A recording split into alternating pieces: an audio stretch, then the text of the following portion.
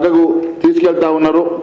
అంతేకాకుండా నిన్న జరిగినటువంటి తోపుసులాట కానీ మీరు నిన్న జరిగినటువంటి మరి పోలీసు బందోబస్తు కానీ ఇవన్నీ కూడా నిన్న మీరు చూస్తూ ఉంటే ఏ రకంగా మరి పోలీసులు పెట్టి అరాచకం చేశారో మీరు ఒకసారి కళ్ళారా చూడాల.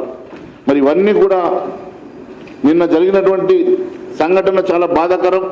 దాన్ని భారతీయ జనతా పార్టీ తీవ్రంగా ఖండించడమే కాదు పూర్తిగా దీని మీద విచారణ జరిపించాలని డిమాండ్ చేస్తా ఉన్నాం. Thank you.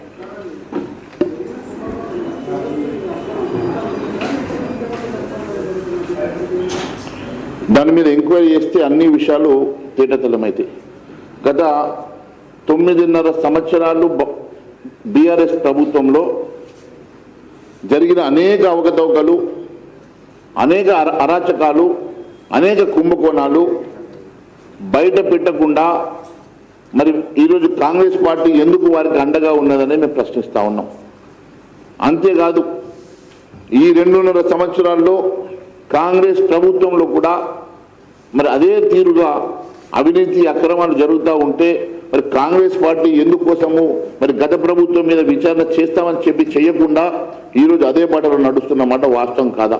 మరి నిజంగా అది తప్పు అని అంటే మరి మీకు చిత్తశుద్ధి ఉంటే ఎందుకోసం అని చెప్పి మరి దీని మీద ఎంక్వైరీ కోసం మీరు ఆర్డర్ చేయడం లేదని మేము ప్రశ్నిస్తూ ఉన్నాం.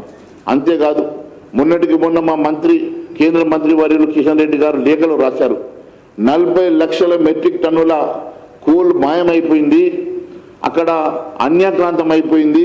మరి అధికారుల కనుసైగలు తరలించారా లేక అధికారులు నిద్రపోయినారా అని చెప్పి వారు అడిగారు.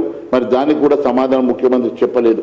దాదాపు 1600 కోట్ల రూపాయల విలువ చేసినటువంటి మరి బొగ్గు గని అక్కడి నుంచి మాయమైపోయింది. అలాంటి అనేకమైనటువంటి కుంభకోణాలు బయటకు వస్తాయి. ఒకసారి ఎంక్వైరీ చేస్తే మరి తొవ్వుతూ పోతే సింగరేణిలో ఇలాంటి అనేక అవకతవకలు బయటకు వస్తాయి. నిన్నటి వరకు ఆర్టాక్